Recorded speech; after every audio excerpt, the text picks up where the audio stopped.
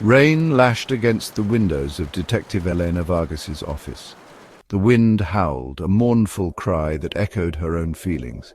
She was exhausted, bone-tired, and the case files on her desk seemed to mock her with their unsolved mysteries. Elena rubbed her temples, trying to massage away the beginnings of a tension headache. The relentless drumming of the rain provided a steady rhythm against the silence of her office. A sudden ring shattered the quiet, making her jump. She snatched the phone, her voice rough with fatigue. "Vargas, got something you need to see, Detective," a gruff voice answered. It was Sergeant Miller, his tone laced with an unusual urgency. "And you better get here fast." Intrigued and slightly irritated, Eleanor glanced at the clock. It was almost midnight. "Can't it wait till morning, Miller?" "Not this time, Detective. This one's different." He hung up before she could question him further. Sighing, Eleanor grabbed her coat and braced herself against the fury of the storm raging outside. The drive to the station was a blur of rain-streaked streets and flashing red and blue lights. Elena pushed through the station doors, her senses assaulted by the familiar buzz of activity and the smell of stale coffee. Miller was waiting for her, his face grim. He held up a cassette tape, the plastic casing worn with age. "What's this, Miller? You dragged me out in this weather for a blast from the past?" Eleanor asked, her voice laced with a touch of sarcasm. "Found it tucked away in an evidence box from a cold case, case number 1998-07-12M, Thomas Monroe," Miller explained, placing the tape recorder on the table. Eleanor felt a chill run down her spine. The Monroe case. It had been one of the city's most baffling unsolved murders, a puzzle that had haunted her predecessor for years. "Why now, after all this time? Listen to it," was all Miller said. Eleanor slipped the cassette into the player, her fingers lingering on the worn plastic. As the tape whirred to life, a voice filled the room, scratchy and faint, but undeniably clear. "My name is Thomas Monroe," the voice began, filled with a haunting resignation, "and this is my confession." The voice on the tape was filled with a quiet desperation, a man bearing his soul for reasons unknown. Thomas Monroe confessed to a life shrouded in secrecy, a double life he had carefully constructed around his unsuspecting family. He spoke of crippling debts, clandestine meetings with dangerous individuals, and a gnawing fear that he had become entangled in something far bigger, far more sinister than he could have ever imagined. Elena listened intently, her initial skepticism giving way to a grudging fascination. The details in Monroe's confession were chillingly specific, mentioning times, places, even names she recognized from the cold case files. He spoke of a symbol, a cryptic marking that haunted his dreams, a mark he believed held the key to his demise. He claimed it was no ordinary murder. Someone or something was after him, something evil. By the time the tape ended, the storm outside had subsided, leaving an eerie silence in its wake. Elena looked up at Miller, her eyes filled with a mixture of disbelief and a dawning horror. "He knew he was going to die," she whispered, more to herself than to Miller. "He was right," Miller replied, his voice grim.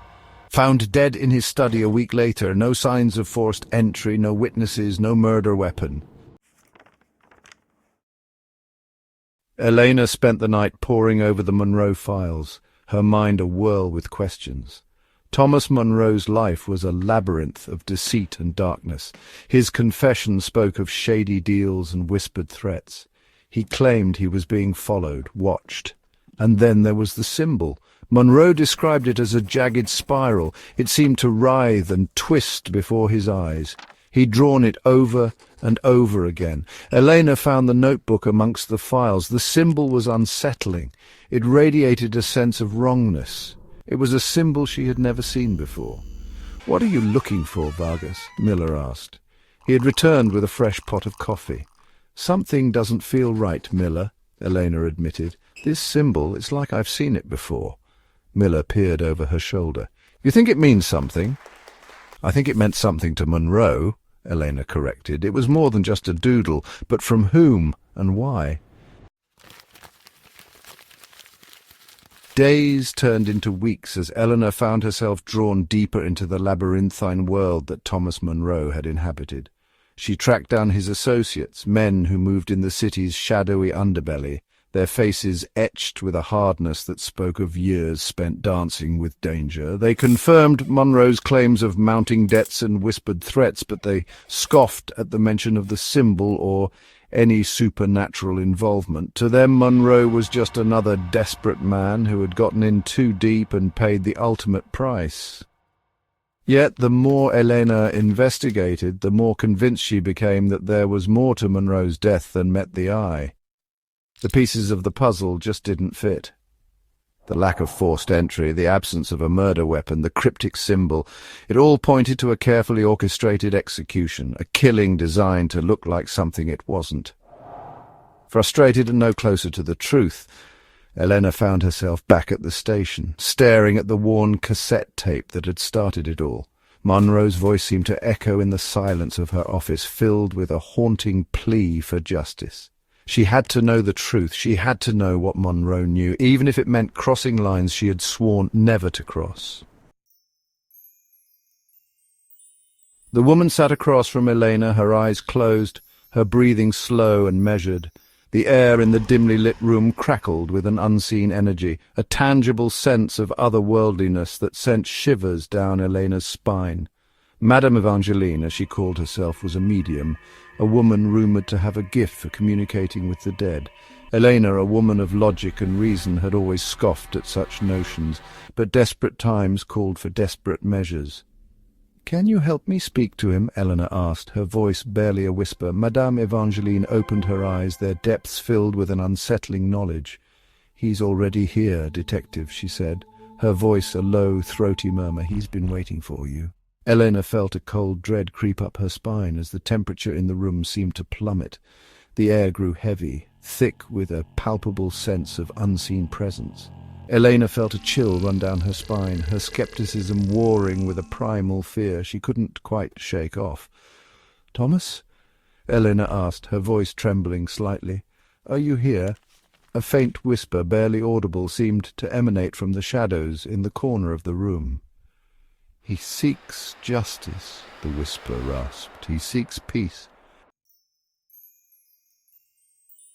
The session with Madame Evangeline left Elena shaken and more confused than ever. The medium claimed that Thomas Monro's spirit was restless, unable to find peace until his murder was avenged. She spoke of a betrayal, a conspiracy that reached the highest levels of power.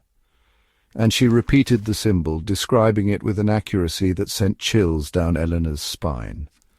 Armed with this newfound information, Elena returned to the Monro case files, her mind racing.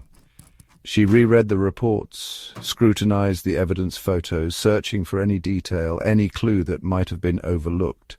And then she saw it. In a photo of Monro's study, taken just hours after his death, she noticed a faint impression on the dusty floor. It was barely visible, but it was unmistakable. The symbol. But it wasn't just any impression, it was a footprint, and it matched none of the prints found at the crime scene. Monro hadn't been alone that night. The realization hit Elena with the force of a physical blow. The symbol wasn't just a cryptic message, it was a calling card, and it belonged to the real killer.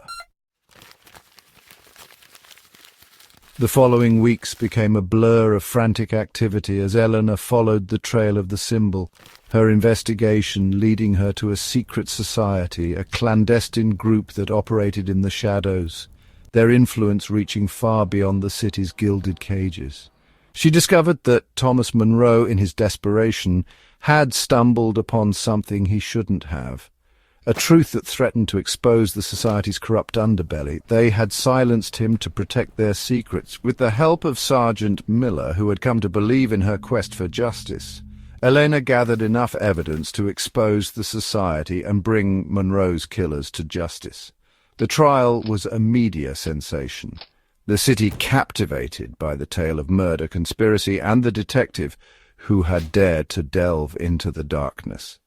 As the guilty verdict was read, Eleanor couldn't help but feel a sense of closure, not just for herself, but for Thomas Monro. His voice, preserved on that old cassette tape, had echoed through time, leading her to the truth. He might be gone, but his quest for justice had not been in vain. Despite the successful resolution of the case, a part of Eleanor remained unsettled. The symbol, once a cryptic message, had become a chilling reminder of the darkness that lurked beneath the city's glittering facade. It was a darkness that she knew she could never fully escape, a darkness that would forever haunt her dreams. As she stood at Thomas Munro's grave, the weight of his unspoken words hung heavy in the air. The rain began to fall, a gentle drizzle that whispered secrets on the wind. Elena placed her hand on the cold granite, her touch a silent promise. "Rest easy, Mr. Munro," she murmured, her voice barely audible above the soft patter of rain. "Your truth has been heard." As she turned to leave, Elena couldn't shake the feeling that she was being watched. She glanced back at the grave, her gaze drawn to the inscription on the headstone. Thomas Munro, beloved father, husband, friend. And beneath it, carved into the cold, unyielding stone, the symbol. Eleanor shuddered, a cold shiver running down her spine.